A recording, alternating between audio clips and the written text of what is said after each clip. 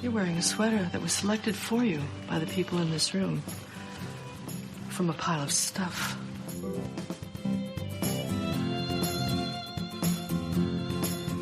Give me a full ballerina skirt and a hint of saloon, and I'm on board. I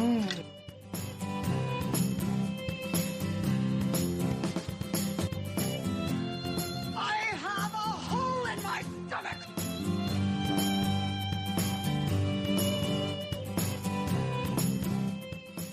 I can't go back. Welcome to the She Became Visible podcast. I'm your host, Renee Steelman. This podcast is my story. It's your story. It's our story. It's all the stories of all the women who one day knew that it was time to remember who they were, who they are, and stand up and be seen.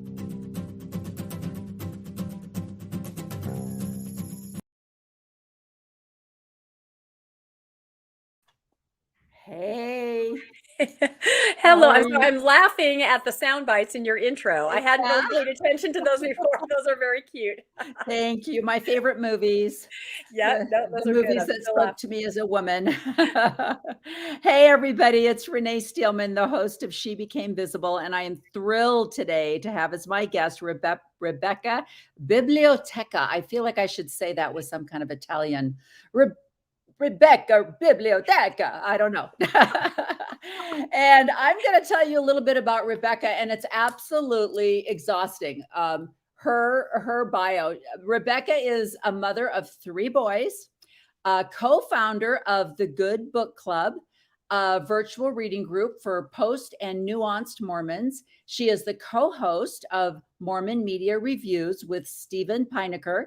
She is the leader of the Mormon Stories Book Club and creator and co-host of Mormonish podcast. She is living a joyful life on the other side of Mormonism.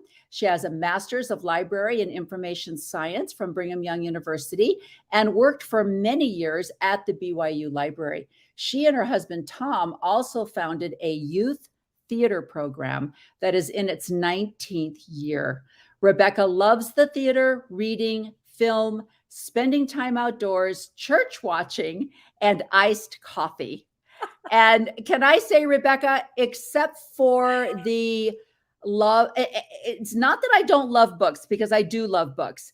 But I, until the invention of audiobooks, I probably was not able to read as many books as I wish I would have. But give me a good plane ride and a beach trip, and I could get a book down. But other than that, I was busy raising insane children. So, but with the advent of the invention of audiobooks, I am now like, I can honestly say I devour at least 1 book a week, and I love it. So I'm impressed with your biography. The only question I have is, how does a librarian / theater lover, I don't see those two coexisting. I just see that grumpy, quiet person shushing people and just avoiding all contact with real life. That's the stereotypical librarian. And with hair up in a bun with the yes, pencil? Is that yes. what And you are nothing like the stereotypical librarian. Well, maybe that's why after a decade or so, I ended my career at the BYU Library and went on to do something else. So yeah. You're like, get me out of here. I got to talk.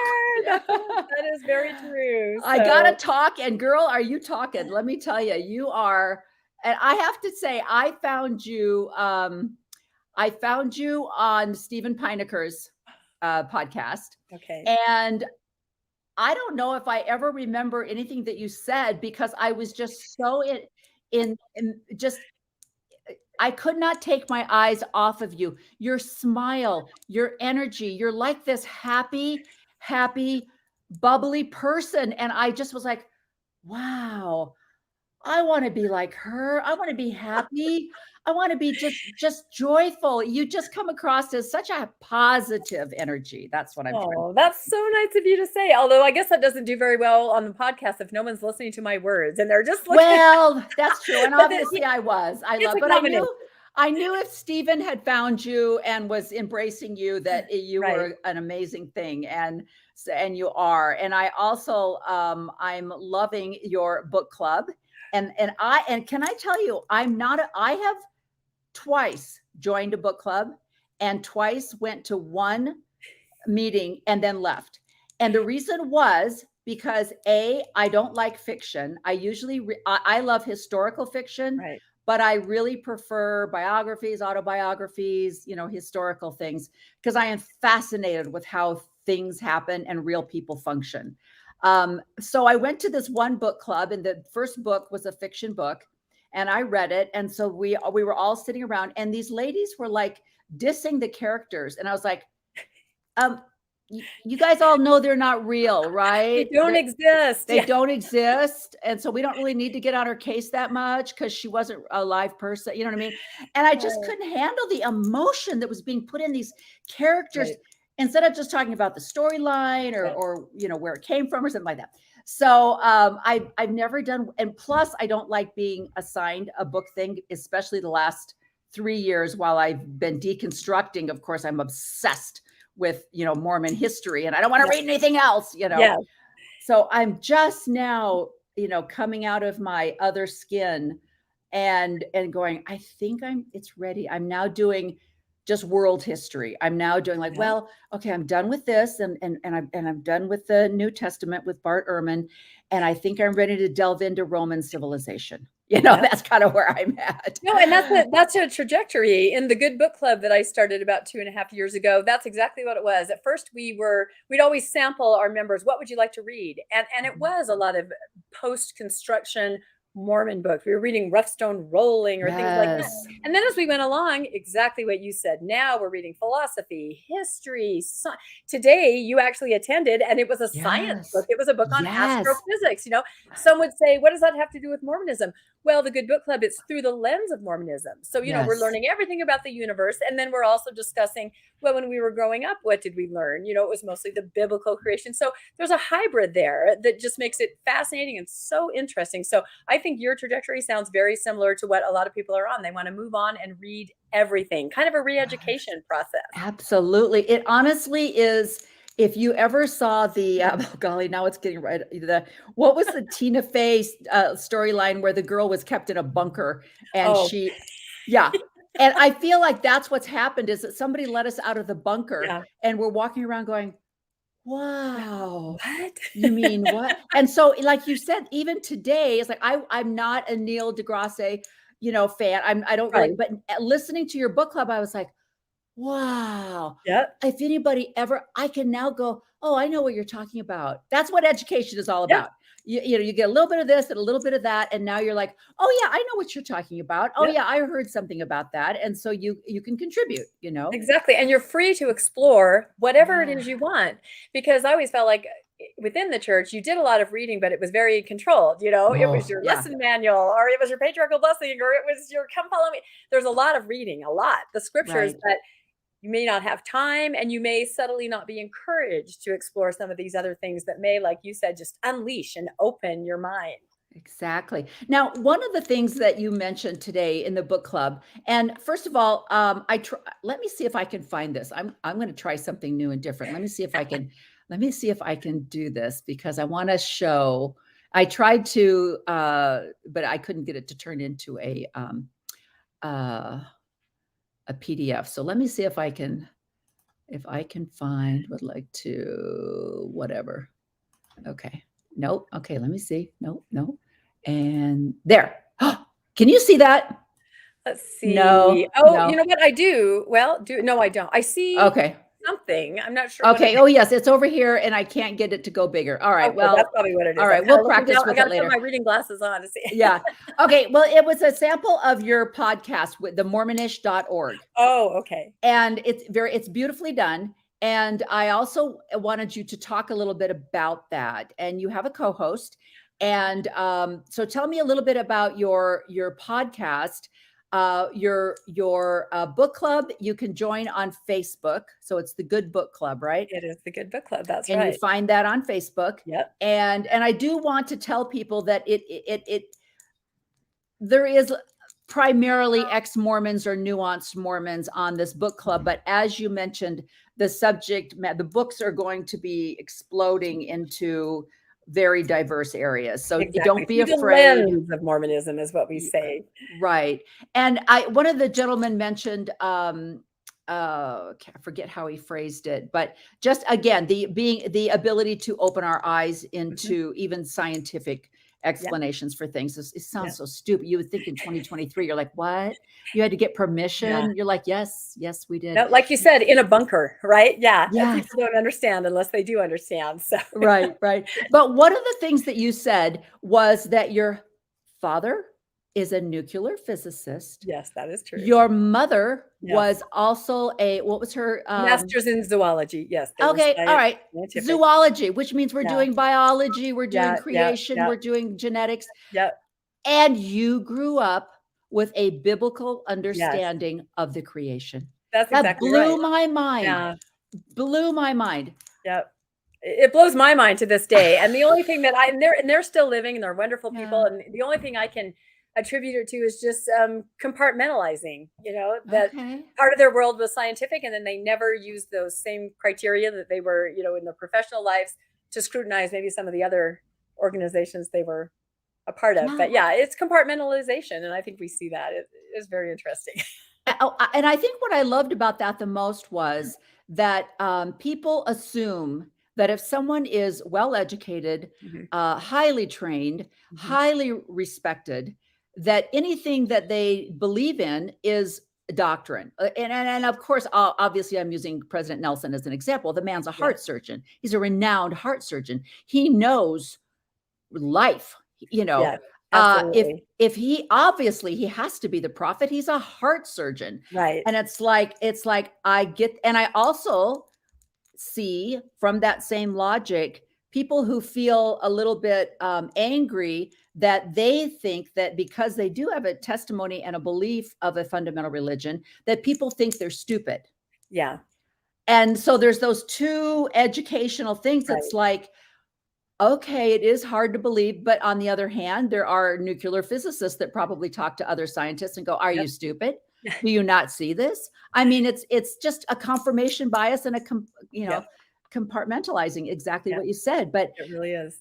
But at least what they did give you was an encouragement to get educated.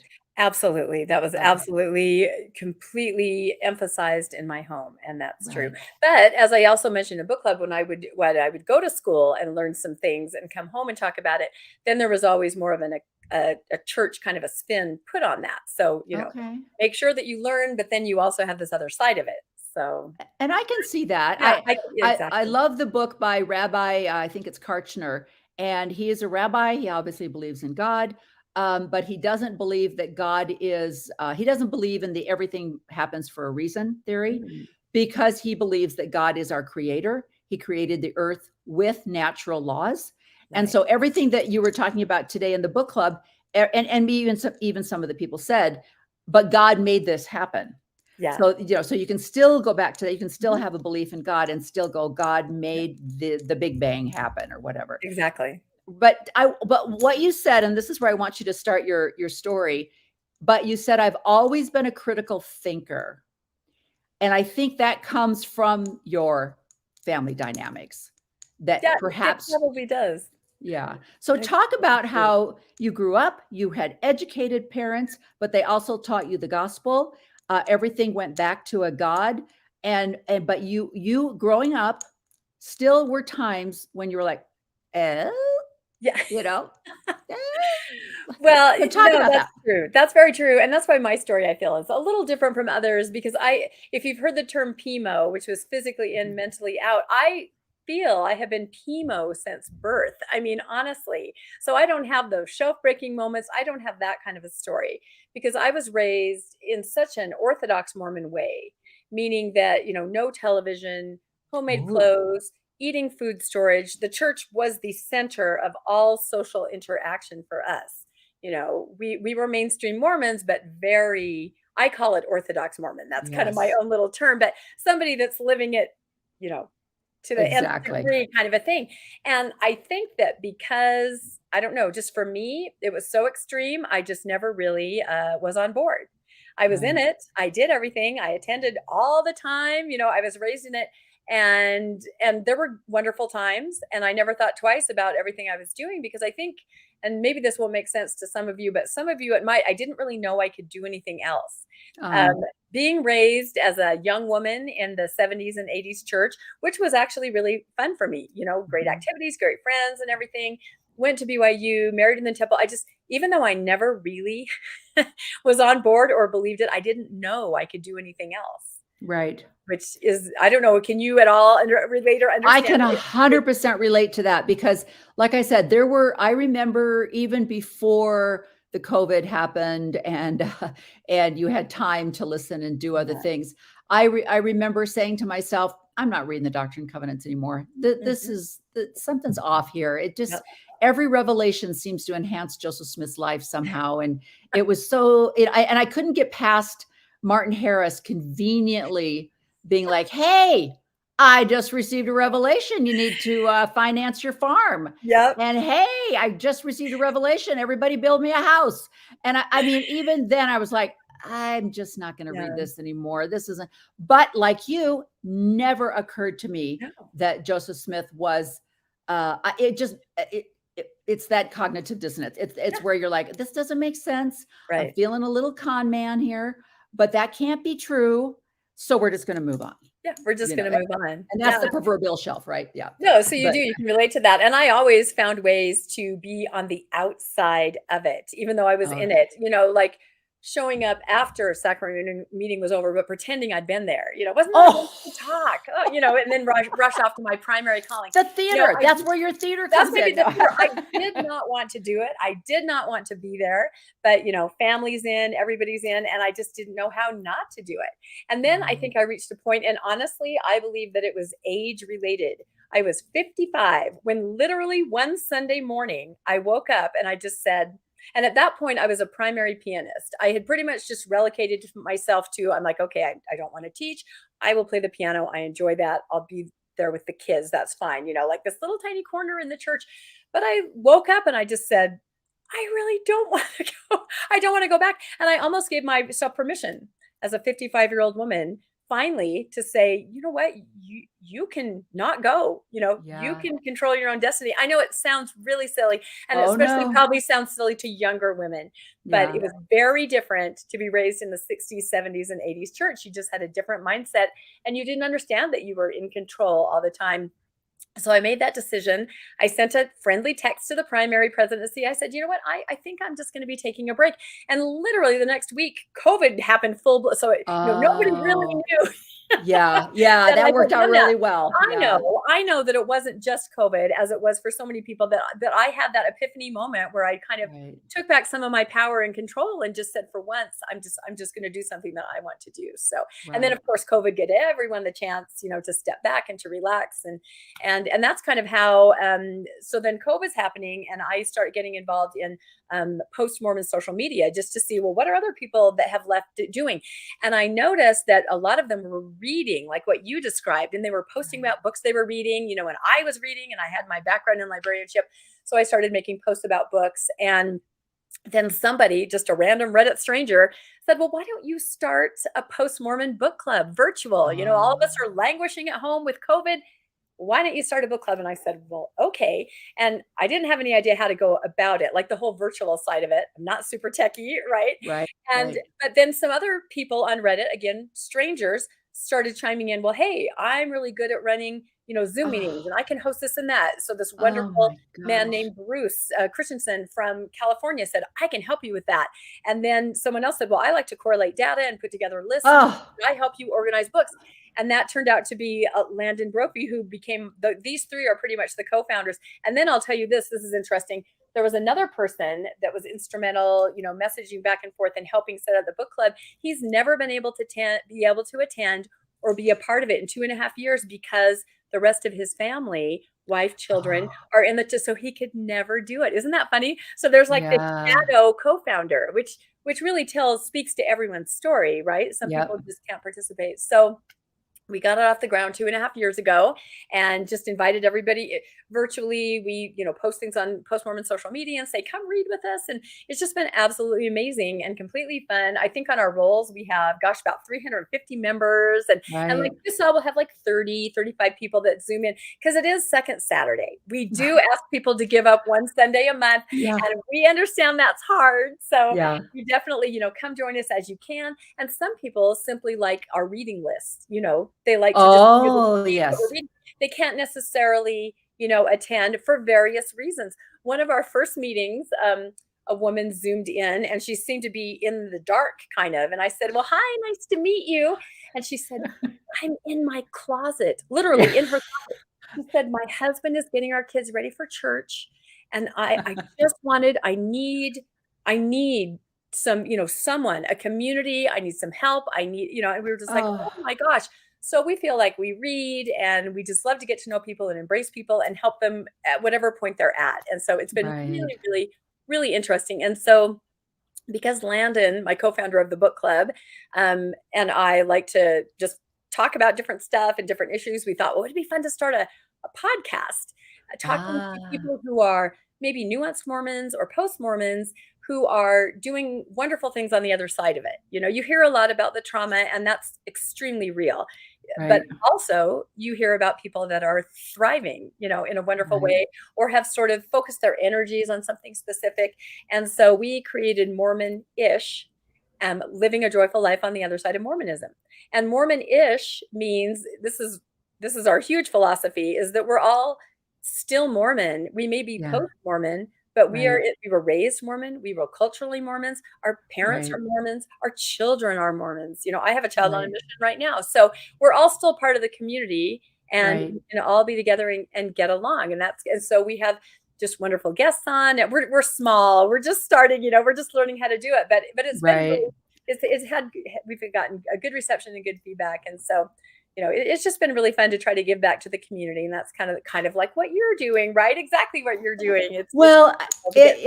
I really want, and I love that there is a time, and I do have so much admiration for these women who at the age of 30 or 33 and are able to go, wait, what? And I do think it's a generational thing. And I was just trying to find, because I was listening to a Mormon Stories episode, and John had just interviewed a doctor that has just written a book on non-verts, Christianity and people that have never had a religion or are leaving religion. And why can't I find it? Every time I turn on my stuff, it automatically pops up. But of course, now it's not ever going to pop up. I'm that way too. Scrolling through my phone. I know I have this. I know. It's like, I was just listening to it for Pete's sake. Every time I try to turn it on, it just, But anyway, he was saying, and this was fascinating to me. He was talking about the eras and where Christianity fell in the eras. And also, and this is what was fascinating about it. I got to find it because I got to give this guy credit for his work. He was talking about, and it reminded me of the idea that the Mormon church is an American church. Absolutely. And so much of the thinking, the programs, the correlated materials, everything is based around American thought, American everything. And so he was saying how the idea that, so it was Dr. Stephen, Biblioteca, Bullivant. I think it's Bullivant, Bullivant. Yeah, that sounds right. Bullivant. So he's written this book, Non-Verts, and he was just saying how the Cold War in America and the Cold War in England was completely different, because even though the baby boomers, my generation, the 50s and the 60s were just like this amazing era in America, they were still rebuilding in England. People were still going over rubble in the 50s, in the 60s. And so it wasn't as the whole World War II was not looked on as, this atheist who didn't have God in his life became a dictator who killed, Yeah. 10 million Jewish people. Million, You know, I yeah. mean, no, it wasn't looked at like that. It was completely differently ideal. It was amazing. So I'm just saying that those of us that were raised in this different era and in American Christianity, it was a totally different concept of Yeah. every family and our roles, our gender roles and everything. And so, you know, some of us older people, like, and I'm old enough to, you know, babysat for you, you know, Oh, I don't think so. I'm a yeah. boomer, actually. I'm the Oh, very is that right? youngest year Okay. of boomer. Yeah, my children remind me all the time, and I have Oh, a younger son, and he says, "Okay, boomer," and I say, "Well, yeah. okay, zoomer." And then, Yeah. will we ever be able to relate? The boomer I and the know. zoomer, I don't know. Yeah. Yeah. But I So, mean, yeah, there I don't was a thing where you played your role, yeah, your for fam. sure. But one of the things he said, he was on there with Nemo, but one of the things Oh, Nemo said, which I loved, he said, you know, Americans, they all came from a different part of the world, and they're so proud of where they came from. And he says right. it's so annoying because they just have to tell you, my ancestors came from Scotland, and they're like, Oh, we dear. don't Yep. care, you know. But they're trying to find a culture. And Right. so we find our culture through, I'm a Mormon, I'm 7th-generation Yeah. Mormon. That's my culture. It's Yes. not just, it's my food. Yeah. It's my hymns that I sing. It's my dentist and my doctor. And it's the Costco that I go to that has, you know, food storage they don't have that in Ohio. And all the you know. Mormon books in the Costco, because it's a Yes. Utah Costco, Yeah. right? So it's more, and I love what this Stephen guy, he said, you know, you never see like an anti-Anglo English church podcast. Yeah. That No. people were like, I don't care whatever. I mean, you know, unless, you know, anyway, it was very interesting. But yes, so we, even though I do not go back 7 generations, my husband's does, though. His mother was an Orson Hyde, you know, pioneer descendant. And so he can claim the generations back. Not me. No, no. We're Methodists. We're just good old Methodists. So I don't have that culture. I also never lived in Utah. Right. But I have to tell you, I am sitting here at this desk looking out. We had to come to Utah for an event, and I'm looking out at these beautiful mountains. And I'm just like, okay, this place is beautiful. I have to say, beautiful. It is No, I know. beautiful. And that's why I own the word Mormon too, because I have many great memories of growing up as a Mormon. I have a yeah. great love for a lot of things about it. And now I'm Right. just doing something different. I've moved past that part, but that's still my heritage, my culture. The people Yes. around me are still involved. And so I feel like everyone can coexist. I Right. hope, you know. And So you mentioned Mormon that you is. have a son on a mission. I do have a son on a mission. And then your other 2 sons, where are they at in their beliefs? So I have 3 sons. They're all young adult. My youngest is 18 on his mission. So my oldest is actually one of the reasons that I started maybe looking at the church in a different way. Like I said, I was just kind of sailing through, not really believing, trying to kind of just like be part of it very culturally and having fun with the cultural side of it. But when my oldest son was about 15, he had a lot of social anxiety, a lot of anxiety being at church because it's so high performance, you know, especially I live in kind of a bubble inside a bubble inside a bubble in Utah County. Woo. Maybe some of you out there know where I'm talking about. But anyway, so there was just a lot of extreme, you know, if your hair was slightly longer, you'd be told about it every second, you know, just a lot of pressure. Other kids, it would just roll off. But my particular son, he internalized everything and had a lot of trauma around church. And I sort of saw it, but I, you know, kind of blew it off. You're fine. Just go to your class. I'm sure they'll be fine. You know, I wasn't really hearing him. And then one day I came home from church. He was 15 and he was sitting at the kitchen table and he was crying. When a 15-year-old boy is crying, there's something wrong. Like, Yeah, he started having a absolutely. panic attack. And he said, Mom, Oh I just my they called gosh. me in. I had to go to a bishop's interview. I can't talk about this stuff. You know, he was having those invasive questions and he was just, he couldn't do it. And that moment, sometimes it takes these moments to just go whoop and the eyes open. And I said, oh my goodness, to myself, I said, I think I'm going to have to choose between the mental health, and physical health of my son and the church. And instantly I said, oh, you do not have to go. You don't have to go back. I said, you can go to activities if you want. Your friends are there, but you do not ever have to go on Sunday again if you don't want to. And he was just like, really? I mean, he probably never imagined that you know, and I can imagine there are some parents that would not say that, you know, unfortunately, but I instantly saw the damage. It just really, really showed me right there at that moment. And so then, you know, he would go to some activities, but he would stay home every Sunday. So then I'd be at church and I'd be like, oh, my little guy's at home. Maybe I'll go home and watch some TV with or something. So I started taking a little bit of step back just to be with him, which is a very legitimate reason, right? You don't want your kids Absolutely. alone. And so that kind of gave me a little space, and I started seeing, now my middle son, church worked extremely well for him. He had an incredible experience. He's a return missionary. He's as active as can be, in a singles ward, and he loves it, and it works perfectly for him. So that's great. Interesting. So I, like a lot of people, have a variety, right? I have an older son that's been out since he's 15, and then I have, the two that are very much in, and we all get Okay. along as a family. There are certainly things that we don't talk about a lot together because we all understand that we have different points of view. Right. And so, but I think we do a pretty good job of just, all getting along together. But I know family dynamics are just rough. And I hear some Right. stories that you just shake your head and it's so tragic, Right. Right. But I don't know. I Well, also haven't faced, none of my sons are married yet. yeah. I have not faced will my more active sons, when they marry and have children, what will that be? Will they don't go to Grandma Rebecca's house? She might Yes. have a mug of tea. I mean, do you know what I mean? I mean, Yes. that's making light of it, but it's not. These Right. are real issues with so many people. And I have not reached that point yet. So maybe I'm just in a happy little plateau.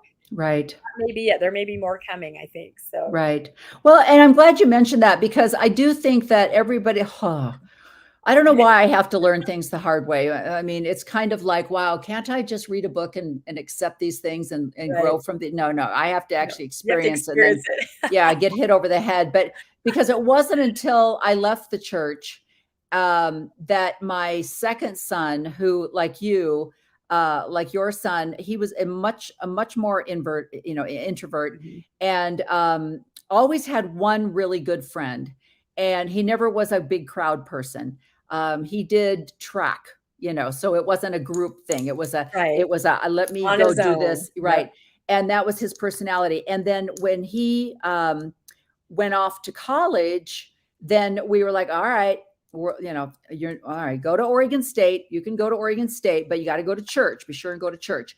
Well, he wasn't going to church. So we're like, well, now you got to go to BYU. I'm sorry. If you're not going to church, then you're going to have to go to BYU. And we forced him to transfer from Oregon State to BYU. And I did not understand the college system. I did not understand that he lost over a year of credits, that he was, majoring in international business. He had won the, Future Business Leaders of America for the high school in state competition. He was on his way. And he ended up graduating from BYU with a degree in psychology because that was where he could throw his credits and get out of there the fastest. And he never went. We just were sure. We were just sure that if he went to BYU, he would then go on a mission. Right. And, because that's what his patriarchal blessing said, that he would be a leader and blah, blah, blah. And then we've had some family stuff happen lately. And so we've been going through boxes, the children's boxes, their memory boxes and their pictures. And I found all of these acceptance letters for my third son for baseball. If, we'd love to have you come and play for us. We'd love to have you come and play for us. And, Virginia, South Carolina, all these different programs. And I just wanted to melt because we were like, there's no way you're going out to Virginia. You're no way you're going to Dixie College and play baseball with the Mormon kids. And you're going to get a testimony, daggone it. And now these boys, they are so wonderful because they're looking at me and they're like, oh, now you've left the church. Oh, really? Now you've seen the light. And I've been like, you know what I could have done with a baseball scholarship, and I'm just like, goodness. And talk about failing as a mother. I'm just like, why didn't I support you in your dreams? But you were conditioned and trained to do what you Yes. did. The most Yes. important thing was not the scholarships or the education. It was the spiritual side of it. You needed to make Yes. sure they stayed close to the church. You needed to make sure that they had a testimony. You were thinking about the next life, not this life. And we all No. do that or did Yeah. that. And so it's Yeah. legitimate what you did. So do you apologize to them, or what do you say? I mean, is it just kind of funny that And saying they're so wonderful because they say, oh no, Mom, it was great. It really taught me a Oh, lot. I really okay. learned, and you can always find your tribe. I mean, he went out to BYU and found an entire tribe of guys that were there because their parents made them go there. Oh, And so, he followed all the rules because that's the way he is. he shoved his hair underneath his, hat when he graduated, have so they to. didn't Yes, see you his do. long hair, and he got his degree and got out of there, and he is a successful businessman in spite of his mother, but a performance religion is toxic. Yeah. It is so toxic. And I'll go on this in another podcast, but what it does is it's not benign. It is not benign when you're living a performance type of religion. Now, I love one of the things you said, though, because there's that saying out there that the only people that tell the truth are drunks and children. Tell the story of how your kid outed you. Oh, yeah, this is true. So my youngest son, he pretty much primary age just kind of gravitated away and did not go back. And then as a senior, he started getting involved with, TBM, True Believing Mormon girls and their families. And, he just reconnected with the church. He just got back involved. My husband and I did not see this coming. We keep saying we weren't watching the store, but for him, it seemed to work very well. So all of a sudden he starts going to mission prep and to seminary and to institute. We're like, what is happening? Yeah, it was really funny. But these girls were so nice, Yes. That's a whole nother issue too, how girls, anyway, how they kind of train the girls to, it's another issue. Yeah, it is. So, but for my son, it worked. And, he had these wonderful girlfriends and their families that embraced him. So he decided to go on a mission, which is, it's his choice, whatever he's going to do. But so we, of course, don't attend our ward, my husband and I, but he all of a sudden started attending, showing up. So here's this young man sitting there alone. This kid, how's your mom doing? Yeah, no, and I have to tell you, I'm very good and have always been very good at just sort of being around it. I don't know if a lot of people recognized that my husband and I really were not attending at all. I think they thought, no, and I think a lot of people only in Utah. Only in Utah. Yes, only in Utah. And, post-COVID, maybe they're at another ward or maybe they haven't done this, or I think I saw them. It just doesn't, and, people are involved in their own lives. So I believe that most people did not really realize that I had taken an actual step away. And so, but now here's my son, who they haven't seen for a long time, sitting there alone. And that makes them go, well, where's your parents? So if they were wondering then, they stopped wondering when he started bearing his testimony every past Sunday and going, so even though it's hard and I'm home in my pit, he's so cute. He's just our son. Mom's so drinking coffee. Yeah, exactly. No, he didn't do it intentionally, but yeah, it was very funny. So we were kind of outed, and then we definitely noticed, that people treating us a little different because in their defense, they don't know what, they don't know, how you are, what you are. Are you really angry? Are you antagonistic? Are you going to bite their head off? No, I'm not going to. I'm the same person I've always been. Yeah. Most people don't know. I feel no different now, I think, than I felt since I was 3 years old. Honestly, I've always just been around it and in it and just kind of surviving and functioning. So yeah, it was kind of cute that he did that. He didn't mean to do it, of course. He was just telling his story, and that was it. But our ward was so supportive of him and just so encouraging and so happy that he's on his mission. And now that he's out there, they're writing him and they're sending him things. So it's wonderful for him. And that's what Mormons do extremely well is if it works for you, it works so well. And it's such a wonderful community and they're so supportive, if it works for you, that's fine. So, and that's what I mean by saying I have joyful memories, happy memories, growing up, all that kind of thing, community and service. And so that's fine. And then there's a point maybe where you're just not comfortable with it anymore and you move past it a little bit, but you're still very involved. So the question you hear all the time, and I'm sure you hear this too, and on your different podcasts that, how come you can't leave it alone? That idea, and it's like, because it's me.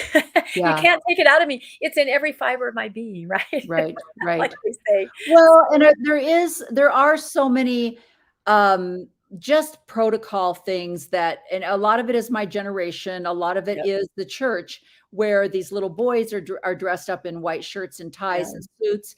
And we had a young men's advisor that I just loved. He was like he was the etiquette champion of the ward. And so he was the young men's president for 100 years. And those little boys, they weren't wearing khakis and white shirts. They were in suits. He made it very clear that you will wear a suit to pass the sacrament. And I will buy you a suit if your parents can't afford it. I will make sure you have a suit. And he taught the boys to pull out a woman's chair and to stand up when Oh, they walk into a wow. room. And so there was all of this stuff that no longer exists in the world. Yep. And so now, as a Mormon, you see people, they dress up, they know how to dress for a funeral, they know how to dress for a wedding. And so you go out into the world, and even in podcasts, I look at podcasts and I'm like, that was like, hey, I'm going to go on a nationwide #1 podcast and you're in a t-shirt, I mean, like, you couldn't have thrown on a little sweater or something, because that's how the Mormons taught. Oh no, you dress Yeah. up for this. And You're even if dressed up. and so there's things like that. And also the niceness, the politeness. Oh, that we've lost our ability to say, I'm so sorry, I just ran into you. Right. But you Yeah. learn that at church. And the other thing that this Dr. Stevens said on, and I don't know why I'm promoting John DeLynne's stuff. He says, throw it back here, John. But anyway, but he was just saying how other Christians would study the church, and they're like, how do they get these young men to devote 2 years? They would actually like, this is fun. And then John interrupted and said, not only do they convince them to go, but they pay for it. They convince them to pay for it. They pay for it and they go. That's right. And so it's always been like, whatever, if the Mormons can do it, there must be a secret we can do it. And now that the Mormon church is bleeding and hemorrhaging, they're kind of like, oh, okay. But it is an absolute, the structure is amazing. It is amazing. But so that leads me to, that kind of answers my question before I even asked it. You've chosen not to resign your membership, but you're not out. yet. Yeah, not yet. And one of the main reasons I think is my parents. They're elderly and they do genealogy all the time. They're on family search. They go to tithing settlement. There are these touch points where they would be made aware, and at this point they really wouldn't understand most of the things that I'm talking about. Exactly. And I'm fine going when I visit them and talking about, all things more, because that's another reason, can't leave it alone, because your family, you have to know what's going on so you can talk to your family members, right? You have to. So yeah, I have not resigned yet. I mean, and someday I may, I don't know. I think, my younger son who's on this mission now, like I said, he didn't know a ton about how the church worked because he kind of stepped away at primary and came back. And during a couple of weeks ago when we were chatting on the P-Day, he had all of a sudden learned about what membership records were. And he goes, have you, very concerned, which it almost literally broke my heart. Have you removed those, and I'm like, no, I haven't. And he's like, well, don't, because I'm going to be with you. I know, it almost makes me, because now he's learned. And this is the thing. Now he never thought about it before, that he wouldn't be with me or the rest of his family later. Now he's learned that, he's learned that in the construct that he's in, he may not be with me. And I said, nope, we will, whatever's next, whatever it is, whatever dimension, whatever the afterlife, no, we'll be together. Don't, I had to reassure him, but that just struck me. He was not aware of that before. And on his mission, he has now learned that, yes, that's a reality if mom and dad are living a different kind of life and not doing those things. So, and it makes me think of missionary work in general, how missionaries will go to a family and say, a family who always assumed they'd be together in the next life, and say, well, no, you won't. So it's a giant takeaway. But yeah, that particular moment was a little, emotional for me. It's very hard to be on that side of it when you know that you're hurting your children just simply by existing and doing what you're doing.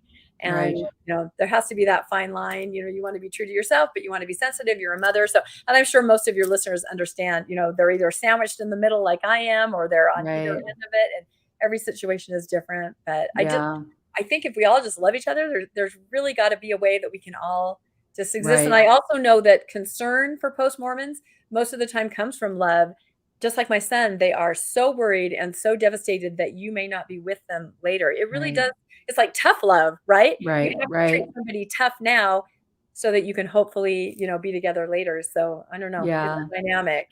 It is an interesting dynamic. And as you mature and you go through different experiences in your life, in a future podcast, I'll be talking about what my family and I have just gone through.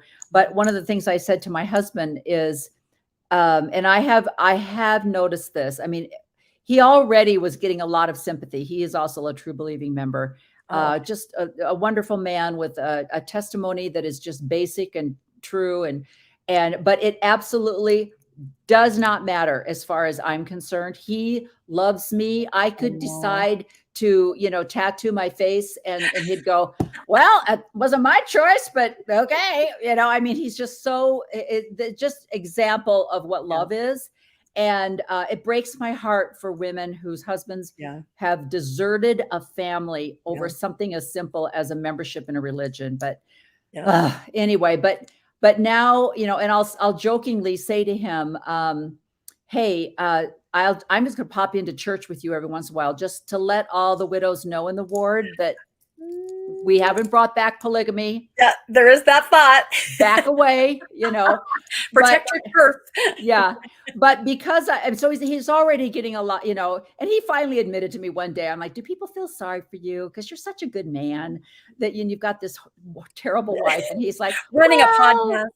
Yeah. I mean, but to the thought that we will not be together as a family, I'm sure there are people thinking that poor man, he's lost his wife, he's lost a child, and they won't be, and he'll be with him, but not with her. And and I'm just like, that is the saddest knowledge, if you honestly believe that, And I think that is the belief, and that drives the behavior, it really is. It's like those old quotes where, we'd rather see you come home in a pine box than do something that would jeopardize your immortal, I mean, that's it, to the extreme. And you see shunning in families, but I like to think, that it's just because, it's from a place of love that you really want to see them again. So it is. And it's an interesting, and that's a whole nother, like I said, a whole nother podcast. All of these things are a whole other podcast. Yeah. Because he is such a good man. He has a friend who's not a member of the church, but he's really into genealogy. And so he asked my husband if he would look something up for him. So we're out here in Utah. He goes, yeah, I'll go over to the library and ask a question. So this old lady that's over there at the library, he said, hey, I'm for a friend. I was trying to find his, Irish something. And she was able to find one little thing, but it really wasn't that helpful. But anyway, she goes, do you think this will convert him? Do you think he's going to join the church? And my husband was like, no. No, it's not. He doesn't. He's aware. He's got lots of Mormon people around him. He just likes genealogy. But it's that was the mindset, right? You could not bring in your neighbor's garbage can without going, did you like that? Want to come over to family home evening? You think that, so it's like, okay. It's that hidden agenda, I think, that Mormons are accused of having. And I don't think it's even a real thing. I think it's just maybe just subconscious, I don't know. It's not malicious. It's not, they hope. They do. And I think that's why, like, when people finally figured out that I had kind of stepped away, they didn't quite know how to act, even though really I'm not acting any different, and I've really, I consider myself having been out for quite a while, but when you're just getting that news right away, where do you fall in your family? Do you have brothers and sisters? I have one younger sister who's 3 years younger. So it's just my parents and the two girls, how we were raised. So yeah. And she's also a very critical thinker. I'd say she's more of a nuanced, Mormon. And she's one of the few people, one of the actually probably maybe the only still faithful Latter-day Saint that actually knows where I stand and has actually asked me some very real questions, and we didn't always have that relationship growing up, but as adults we do. And it's interesting to me when she'll say to me, so just kind of matter of factly, so do you believe in God? No one's ever asked me that. I mean, obviously in the book club, places like that, Mormonish, we talk about these issues all the time. I'm comfortable. I'm in a confirmation bias bubble, right? With my post-Mormon friends. So we talk about it, but to have my, faithful, true believing sister ask me that, and I said, no, here's where I stand. I'm more agnostic. I'm this and that, she's like, oh, okay. No judgment. So she's an absolutely amazing person. So you don't have to worry about her telling your parents or some neighbor saying, hey, I saw Rebecca at the grocery store and she had on shorts. Like that. No. Okay. Well, it is interesting because I feel there are certain ways to let your neighborhood, especially in Utah where everybody's on top of each other, know. One of them is how I dress, right? If I go to Walmart like this, no, it's a very simple, do you know what I mean? And like I said, I was very good at kind of covering up for years. I decided to only wear workout clothes. Let's see, after I stopped working at the BYU library, I moved to a new area and came home to raise my little kids. And I was like, I can't do this anymore with the I said, you know what? And I wasn't brave enough to do this. So I said, I'm just going to start wearing workout clothes Yeah. nonstop. I think Yeah. a lot of people do that. I know. So I had the short sleeve, Yeah. but everyone's like, oh, she's probably just on her way to the Yeah. gym from 7 a.m. to 10. Yeah. I'm sure it's Like, fine, wow, I didn't know Rebecca was a gym rat, but Yeah, dang, every time I no. see her, she's in That is Lululemon. how I did it. And then after my kids were older, like junior high and high school age, I did go back to work kind of part-time. And of course, then I'm dressing and for everyone's faithful in the office where I work. And so I knew I couldn't wear any kind of a work clothes that would, so Right. I would do this, and I know people will judge me and think, gosh, she's living such a double life, but everybody's Yeah. working it out. So I would Yeah. wear a regular shirt to work, but as soon as I would get off of work, I would run in the bathroom. I would take that off. I'd put on what I'm more comfortable in, this, Yeah. Yeah. and go on and run my errands. So, whatever that is, being a chameleon, I'm not Right. sure, but Right. and there, I don't. You just can't judge anyone for where they're at or what they're doing or what they're trying to do. Everyone's No. on this path, and nobody knows where they've been or what kind of a family experience they have. And so and I've learned that with the book club, just coming in contact with so many people. I had never really met anyone in a mixed faith marriage before. My husband's always been very nuanced. And now that I gravitated much farther away, he's done the same with me. But in the book club, there are literally people, like I said, the closet woman, right? Her husband, Right. faithful, taking the family. She can't let him know that she might Oh. be involved in some kind of a group. And so I've seen a lot. I've seen your situation where an extremely supportive, faithful husband who will just come in and say, hey, you got your book club today? All right, we'll see you, honey. And Yeah. head it off to church. I've seen other women who are like, okay, I don't think I can stay very long because he'll be home from church soon. It's just, and the opposite too, husbands Yeah. and the wives on the other side. So there's just a lot of dynamics at play. And I think we all just have to be forgiving to each other, and everyone's trying the Yeah. best they can in or outside of the church. So Yeah. Yeah. And it did take an outside force. I mean, he did have to go to a counselor, but he only went a couple of Right. times, and Right. he needed someone who was a member of the church, but a nuanced member of the church. And she works as a counselor in the Arizona area. She's amazing. And she needed him to say to her, is that the only thing you guys have in common?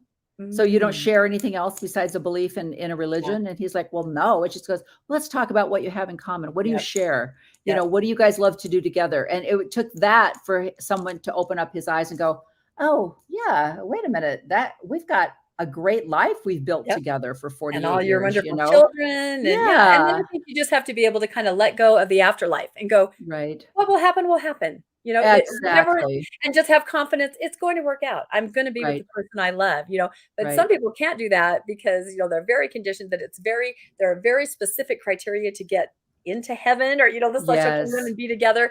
And if your family members aren't meeting those, then you got to use some tough love. I have an interesting story from college where I was dating a guy who was iffy about a mission, but he decided to go. And so we went through the whole farewell. We did everything. He went into the MTC. This is in the early 80s, so a very long time ago. And he decided in the MTC that it was not for him. He could just tell. And he made the decision. He goes, this is not for me. I'm just, it's not that I don't even not believe in the church. I just know that this mission is not for me. I'm not going to do it. And so I was going to BYU at the time. He was in the MTC, and he got permission to call me, and he said, I'm coming out. I'm coming home. And his family called me right away and said, okay, we've disowned him. You need to disown him. Don't talk to him. Don't give him money. Don't help him. We've got to force him back in, And this is a very loving family of this boy. But in their mind, they got to save him. Something very desperate has happened. His soul is on the line, They didn't blame you. No, they didn't blame me at all. That's So good, they wanted to make sure that I also shunned him so that he would have no one to turn to. And being very alone, the only place he had to go was back to the MTC. Right. So I, of course, was like, no, no. And I loaned him some money. We helped him find an apartment. He got a midnight job. He struggled to get back into school, and eventually, just by him being himself and going through school and being successful, his family, came around, and it was fine. But I'll just never forget that it was just kind of like a given on their part. And you're going to disown him too, right? Because we're all on the same page. We need to get him back. And interesting, this guy married in the temple. He has kids. He's active Mormon. No. Yeah, isn't that funny? So That's it wasn't. amazing. He just knew a mission wasn't for him, and that's okay. But yeah, that was a very interesting lesson to me because I knew the family was a very nice family. I knew they loved him, but the way they showed their love is they had to force him back in. So, right. which is That's interesting. so interesting. And I think it goes, all the stories, like, me forcing my kids to go to an LDS college and them shunning their kids. These were all approved, tough love. This Tactics. is how these are the tactics that we were taught and believed in. Yeah. And so if people do not believe in a cult like program, and you've got to look at the programming that was done, that you went, I will do that Yeah. with your own beautiful children. And it's amazing, because I'm like you. It's like, I have one daughter who is still in the church, extremely nuanced. She knows everything, but she's just got 4 kids. It's a great way to raise kids. I will tell you, you've got little kids, stay in the church. It's fabulous. You just got to bring them home. That's for sure. Yeah. You got to deprogram them every Sunday on a few things, but generally, the deacon program, they'll find their little buddies anyway. And and I forgot where I was even going with that, but your daughter stayed in, and she's nuanced. So I like, hey, if my kids, if my grandchildren grow up and they get married in the temple, I'll be standing outside that temple, or I'll be back at the reception place doing their flowers. Exactly. When my grandsons, if they go on missions, I'll be right there. We'll send them money. I mean, it's just like, this is great, for you. That's great for you. And they're not doing anything for me. I mean, at first, when I first got my first tattoo, it was years before I even left the church, but I was free, right? I was free from being a grandma. I was free from being a mom. And we had moved to Arizona, and I was like, I can be me. Finally, I can finally get my tattoo. Wow. But I was covering it up with my shirts, because I didn't want my grandkids to see it. I didn't want them to go, oh, Nana's lost her mind, And now I'm just like, whatever, guys. And they don't care. It's no big deal. And so what a blessing. Like you said, I did not grow up in the bubble. I wasn't living in the bubble. Right. My kids are all very nuanced, so I didn't have to experience that. My husband wasn't cheating on me, so that didn't give him an excuse to leave. I've just had so many wonderful things that I have not had to experience that other people have. So, for people to stand up and decide to be themselves or whatever, everybody's story is different. Everybody's trial is different. Everybody's circumstances are different. Like I said, my family's all Methodist, besides, my little Mormon, the few that my mom got to. So they don't care. That's no big deal to them. That makes a difference. That makes a difference to have extended family and people that, could care less whether you're in or out, and other people just have that pioneer stock going back. And I always think it's so interesting that literally, I mean, if you wonder what you mean by high control or high demand, it's an organization that can literally, like you said, make you override a maternal instinct or anything, almost like I call it, my husband laughs at me, but I call it the Mormon lizard brain.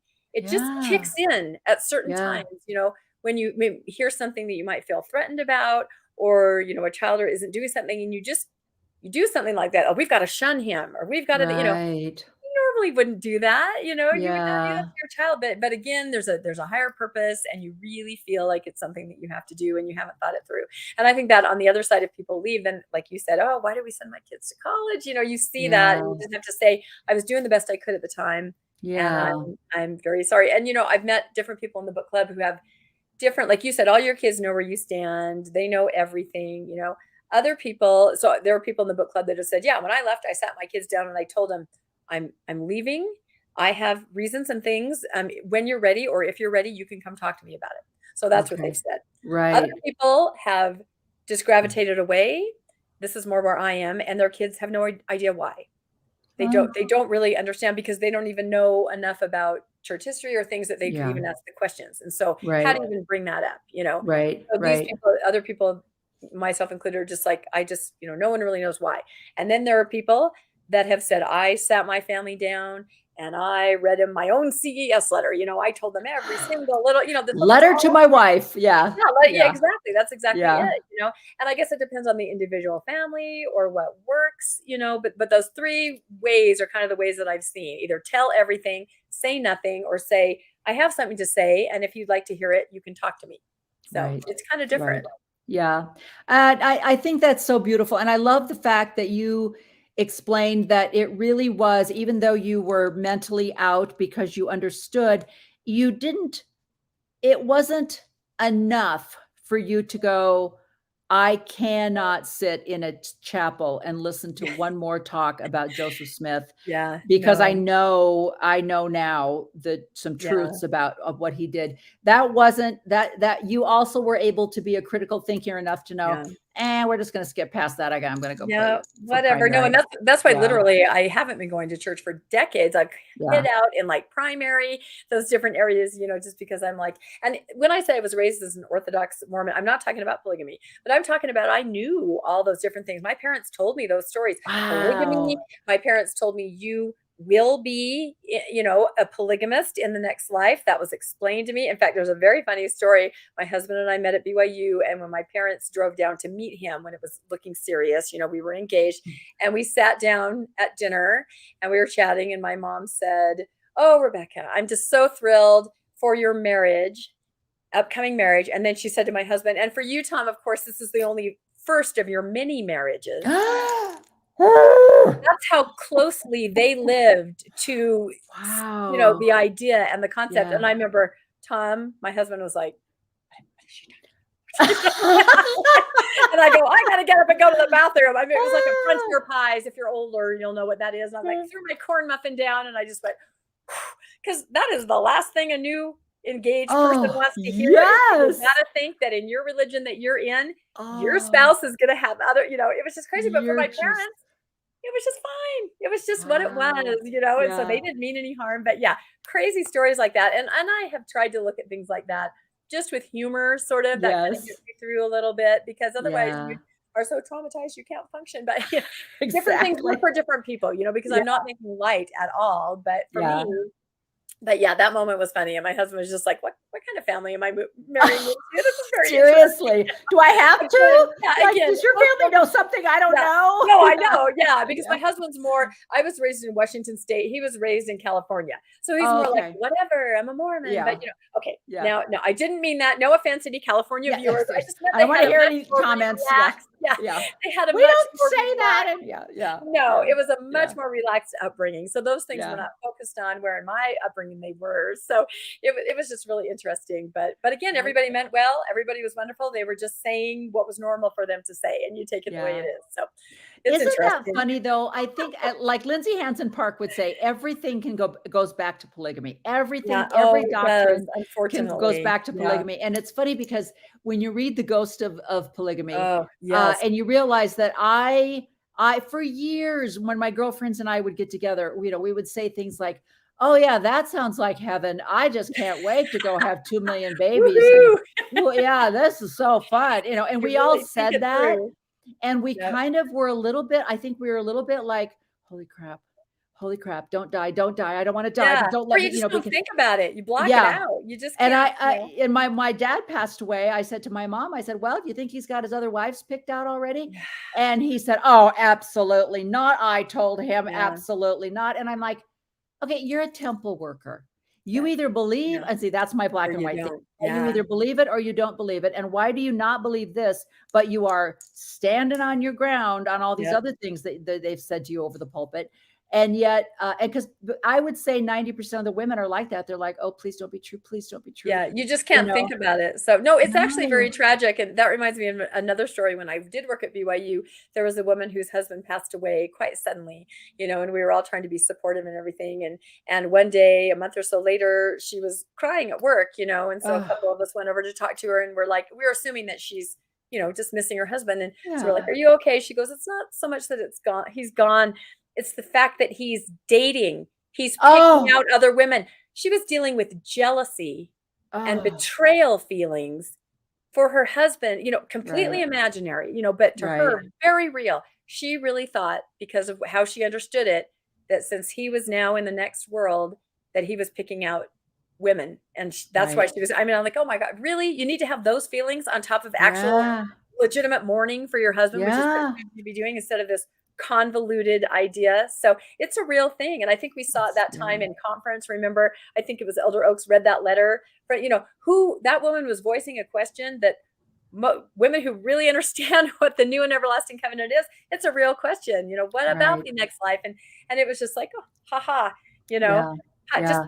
keep not thinking about Yeah. it so that Just you can don't think think about it. It's not yeah, important. But let me don't tell you think what you about do it. need to think about. You're Yeah. not going to the celestial kingdom if you are gay or lesbian or I that. We know. know I that one for know. sure. But this one, don't Oh, worry about it. there We, are you know, so many yeah, things like that where it's just so unnecessary that there's so much mental pain and trauma over something yeah, that is not really what you think it is. But I don't right. know.